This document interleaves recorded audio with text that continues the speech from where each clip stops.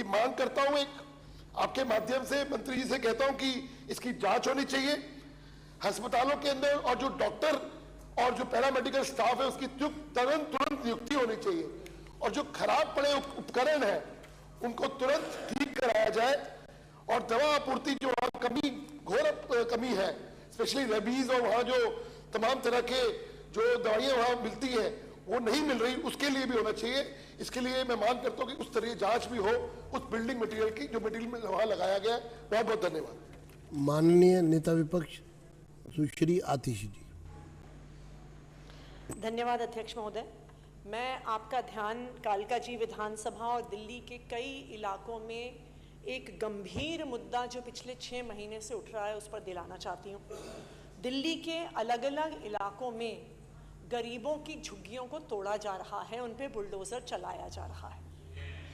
जंगपुरा विधानसभा में मदरासी कैंप पे बुलडोज़र चलाया गया, वजीरपुर विधानसभा में जेलरवाला बाग में बुलडोजर चलाया गया, रेलवे लाइन इंडस्ट्रियल एरिया के पास आप जिम्मेदार नेता हैं, नेता विपक्ष, लेकिन यहाँ अफवाह अगर अपने नहीं आप तथ्यों को अगर तोड़ मरोड़ कर सदन में पेश करेंगी तो ये तो अच्छी बात नहीं है। बिल्कुल बुलडोजर ये तो अच्छी बात नहीं है। आपको मालूम है सारी बात का, उसके बावजूद आप इस तरह से वक्तव्य, मैंने आपको इजाजत दी है, अध्यक्ष महोदय आप पूरी बात बताइए।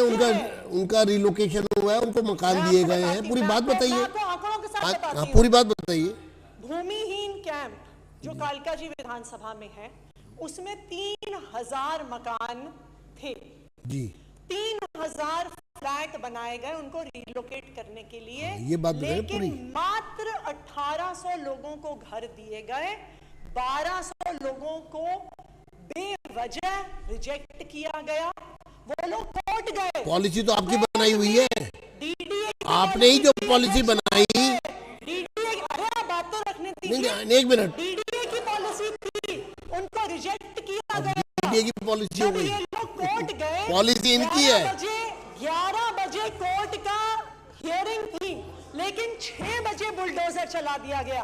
अध्यक्ष महोदय, मैं इनकी बात पूरी हो जाए। वही सरकार है जिसने चुनाव से पहले वादा किया जहां झुग्गी है वहीं मकान देंगे। ये वही पार्टी है जिसकी सरकार है। आपने जो लिखा वही आप पढ़े तो अच्छा है। आप जो लिखा है आपने वही, आपने जो बोला वो पढ़िए, वो पढ़ दीजिए आप। मदरासी कैंप को जब तोड़ा गया, मैं खुद वहां पे गई, उन्होंने कार्ड दिखाए, उस पे मोदी जी की फोटो बनी हुई थी, मारवा जी की फोटो बनी हुई थी, उस पे जहां झुग्गी वहां मकान लिखा हुआ था, और वहां पे रहने वालों ने बोला कि हमने हमेशा केजरीवाल को वोट दिया था, इस बार गलती कर दी भारतीय जनता पार्टी के। धन्यवाद। आपने जो लिखा वो नहीं आप पढ़ रहे। फोन करते रह गए अपने विधायक को, लेकिन फोन नहीं उठाया। अध्यक्ष महोदय, चलिए, धन्यवाद। आप मुद्दे पे बात ही नहीं कर रहे। जो आपने लिखा मैं पढ़ दूं। मैं 1 मिनट, आपने देखिए, मैं आपको फिर मौका दे रहा हूं, सुनिए 1 मिनट। आप ऐसे नहीं बोल सकते। आप नहीं, आप ऐसे नहीं बोल सकते। नहीं तो फिर आप रहने दीजिए। आप रहने दीजिए। आपने जो लिख के दिया है अब वो पढ़ दीजिए ना, वो पढ़ दीजिए आप। मैं आपको फिर मैं आप, हाँ आतिशी जी फिर से शुरू करेंगी। आप जो लिखा है वो पढ़ दीजिए। 280 में तो देखिए, हाँ वो पढ़िए आप पढ़िए 280 पढ़ दीजिए आप। आपने जो लिखा है वो पढ़ दीजिए। अध्यक्ष जी, जो सरकार आज दिल्ली में है उसने वादा किया कि जहां झुग्गी है वहीं मकान देंगे, लेकिन उस वादे के विपरीत जाकर गरीबों के घरों को तोड़ा जा रहा है। देखा गुप्ता जी, आपकी अच्छा, अब आपकी बात पूरी हो गई। धन्यवाद। मैं सदन को स्थिति स्पष्ट कर देना चाहता हूं। 1 मिनट, आप बैठ जाइए आप। इसका राजनीतिक विषय बनाने की कोशिश ना करें, लोगों को गुमराह करने की कोशिश ना करें, तथ्यों के आधार पर बात करें। जो पॉलिसी आपने बनाई थी उस पॉलिसी के अंतर्गत अलॉटमेंट हुई है, जो उस पॉलिसी के अंतर्गत आप, ठीक है, बैठ जाइए आप। दूसरी नहीं बनाई थी, दूसरी एक ही पॉलिसी है, दिल्ली की दो पॉलिसी नहीं है, दो पॉलिसी नहीं है। मैं आपको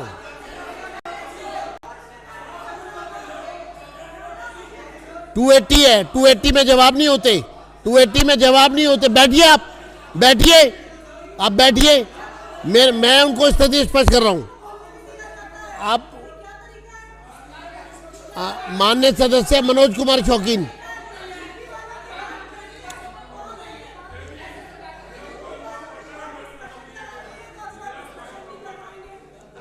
नहीं 280 पे रिप्लाई नहीं होता।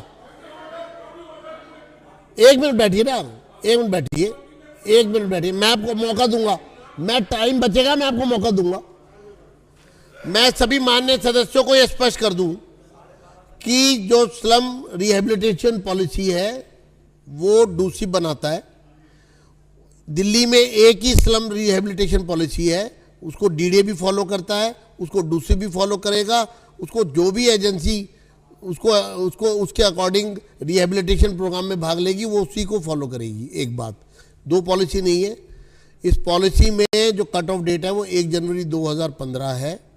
2015 तक जो लोग वहाँ पर रह रहे हैं उन सबको घर दिया जा रहा है। ये इनकी स्वयं की बनाई हुई पॉलिसी है। एक मिनट, लेकिन यहाँ पर गुमराह करने के लिए सदन को कोई भी वक्तव्य दिया जाना सही नहीं है। अब इस पर चर्चा कराएंगे, हम देंगे, हम जवाब दिलवाएंगे सरकार से। अभी आज नहीं, इसका समय तय करेंगे हम। मनोज कुमार शौकीन जी बैठिए। झूठ नहीं फैलाने दूंगा मैं सदन में। कोई गुमराह करेगा सदन को, झूठ बोलेगा, ये अफवाह फैलाएगा, ये यहां नहीं होने दूंगा मैं। चलिए, हम सब के लिए आदरणीय अध्यक्ष जी, हम सब के लिए सौभाग्य की बात है कि जो सदन जिसके अंदर आज हम चर्चा कर रहे हैं 1912 में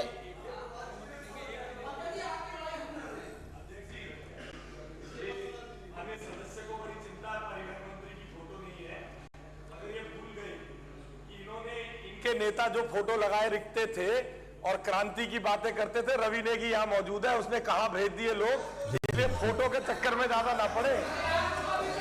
मनोज शौकीन जी, आदरणीय अध्यक्ष जी, मनोज शौकीन,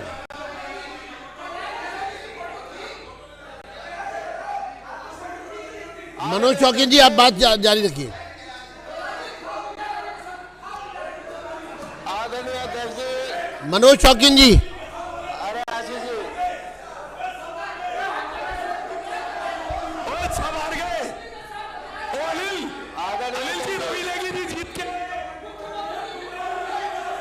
अरे बैठे, भारत माता की। बैठिए। अजय, अनिल जी बैठिए। हाँ जी, शुरू करिए। अध्यक्ष जी,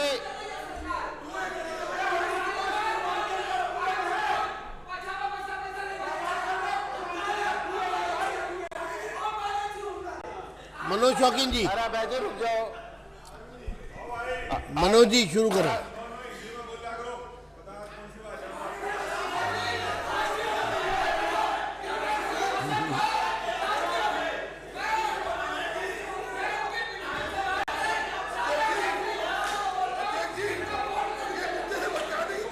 आदरणीय अध्यक्ष जी, अरे यार चुप हो जाओ, अभी कोई बोल पड़ा, आप तो बैठो।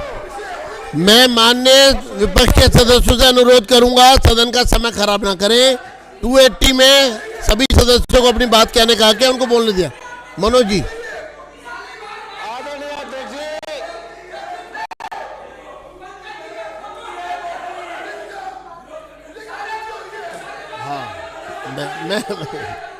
मैं मेरे माध्यम से बात करिए। चलिए, जो भी सदस्य बात करेगा वो चेयर से संबोधित करके बात करेगा। अगर सीधी बात करेगा तो अनुशासनहीनता मानी जाएगी। शांति रखिए। चलिए बताइए, बोलिए जी, आप शांत रखिए। अब चलिए। शुरू करिए। ये दुख की बात है कि ऐसे लोग चलिए। बेशरम हैं, जो बदतमीज हैं, और अरे भैया आप तो चुप हो जाओ।